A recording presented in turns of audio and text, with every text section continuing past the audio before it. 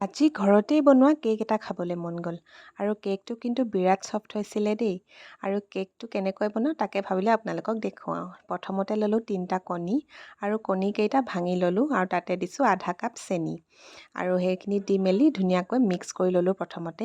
আৰু সেই একেটা কাপেৰে মই দিম 1.5 কাপ ময়দা আৰু 1 কাপ ৰিফাইন অইল। তাৰ পাছত দিছোঁ 1 চামুচ বেকিং পাউডাৰ আৰু এইখিনি দিয়াৰ পাছত ভালদৰে মিক্স কৰি ল'লোঁ আৰু অকণমান টাইট হোৱা নিচিনা লাগিছে, সেইটো কাৰণে ওপৰতে গাখীৰ অলপ দি দিছোঁ। আৰু গাখীৰখিনি দিয়াৰ পাছত যেতিয়া অলপ সময় মিক্স কৰিলোঁ তেতিয়া বেটাৰটো ধুনীয়াকৈ ৰেডি হৈ গ'ল। অকণমান দেৰিলৈকে মিক্স কৰিলে ভাল হয়। আৰু এয়া ধুনীয়া হৈ গ'ল মোৰ বেটাৰটো। আৰু এটা বাউল লৈ মেলি এতিয়া ওপৰতে এখন বাটাৰ পেপাৰ লগাই দিছোঁ। বাটাৰ পেপাৰ লগালে সুবিধা হয় এৰাবলৈ পিছত। আৰু এতিয়া বেটাৰটো দি মেলি অকণমান ডেপ কৰি দিছোঁ যাতে বাবল নাথাকে।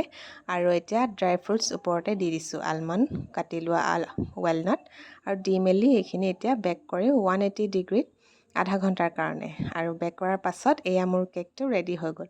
ওপৰ ফালে অকণমান ফাটি গৈছে কিন্তু কেকটো বিৰাট ধুনীয়া হৈছিলে। আৰু এতিয়া বাটাৰ পেপাৰখন এৰুৱাই দিলোঁ আৰু কাটি এটা পিচ আপোনালোকক দেখুৱাই দিছোঁ। এয়া কেকটো বিৰাট বেছি ধুনীয়া হৈছিলে। এতিয়া কেকটো হৈ গ'ল ৰেডি। মই এতিয়া খাই লওঁ, আপোনালোকে এবাৰ ট্ৰাই কৰি চাব।